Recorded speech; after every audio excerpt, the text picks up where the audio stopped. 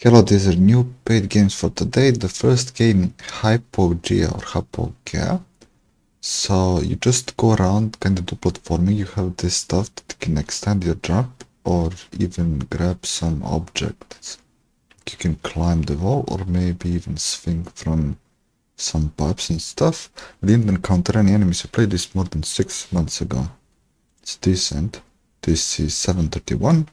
Next game, Shadows of Zana. So I did not play this game, and it seems like you can switch between shadow and colors.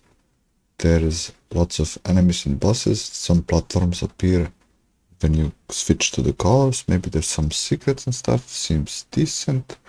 This is 585. Drill Bird. So in this game, it's like usual mining game where you go for resources and then go back to the surface and get upgrades, right? So you can carry more stuff, drill faster, and so on. This is 248. Verho Curse of Faces. So in this game you can pick different class.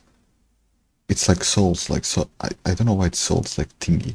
So it's one of those hard games where you have to kill the enemies and you can die super fast because the enemies.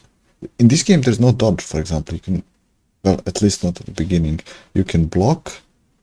You can unshit your weapon. So when you're not getting your weapon, you're faster.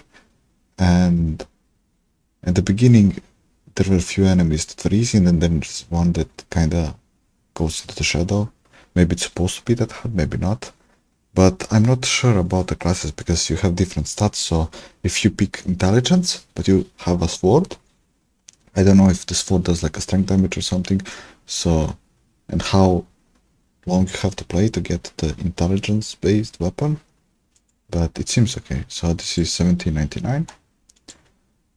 Shard Squad. So this is a kind of survivor game where you have to choose between some of the elements. There's like shadow element and nature. I forgot, was there like fire and light? And I played this, but it's been a while. So you can get the upgrades, but your upgrades are kind of these creatures, right? And then you summon them, then they use their ability. It's not as fast as abilities in other survival-like games. This is 585. Die for the Lich. This is a very nice dice game. So there's a bunch of different dice and you can carry weapons, also shields, and they all have their critical. So for example, if a weapon has critical on 6, that means you need to roll a total of 6 to activate its critical effect. And then obviously there's upgrades that can make a prediction of a dice or make a certain die roll some certain number, right? For example, if a critical on 10 is double the damage or stuff like that, right? Or you can draw extra dice and stuff. It's a nice game. This is 877. Into the Grid. I played this like a year ago, so I don't know how it is now, but it's usual card game where you have to use your cards, manage this like a resource that you have for cards, but the enemies are tougher, like it takes longer, if I remember correctly, something like that. I don't remember this part where you go through the areas, but I guess this is how you get the upgrades. Or since I played the demo, maybe that was not even the feature.